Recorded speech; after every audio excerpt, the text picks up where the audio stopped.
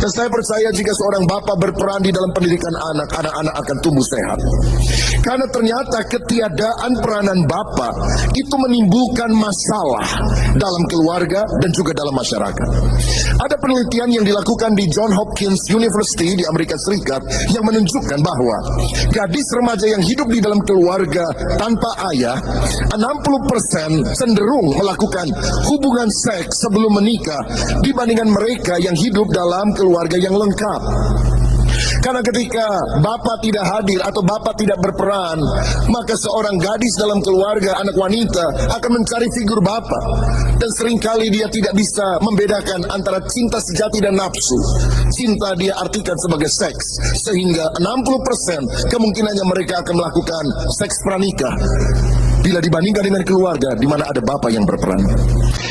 Berikutnya ada studi terhadap 39 gadis anoreksia nervosa, penyakit ketidakteraturan makan sehingga mereka kurus kering, tinggal kulit yang membungkus tulang. Dan ternyata di dalam survei ini 36 orang dari 39, berarti lebih dari 90% yang menderita anoreksia adalah mereka yang tidak memiliki hubungan yang dekat dengan ayah. Ayahnya masih hidup, ayahnya masih ada, tapi tidak ada relasi antara keduanya. Ada survei lain yang dilakukan oleh Dr. Arman Nicoli yang menunjukkan ketidakhadiran bapak baik secara fisik ataupun secara emosional. Jadi kalaupun bapak ada di rumah, kalau dia tidak pernah memberikan waktu berbincang-bincang, maka dia tidak hadir secara emosional. Itu mengakibatkan 4 hal buruk. Yang pertama, rendahnya visi dan motivasi untuk mencapai sesuatu. Anak-anak dalam keluarga semacam ini tidak punya motivasi untuk meraih cita-cita. Mereka menjadi generasi yang tidak tangguh, mudah menyerah. Kedua, ketiadaan seorang bapak menyebabkan rendahnya nilai hidup, value di dalam kehidupan mereka, sehingga seringkali mereka mengejar kenikmatan sesaat dan tidak peduli dengan akibat negatif yang bisa terjadi.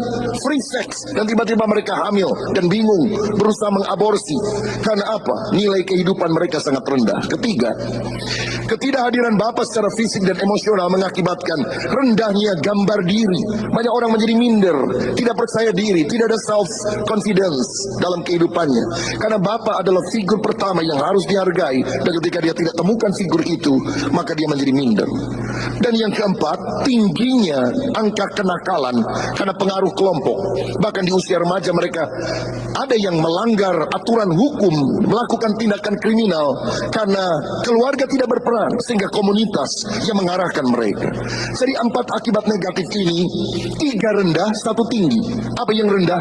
Rendah visi dan motivasi, rendah nilai hidup, rendah gambar diri, dan satu-satunya yang tinggi juga negatif, tingginya angka kenakalan karena pengaruh kelompok.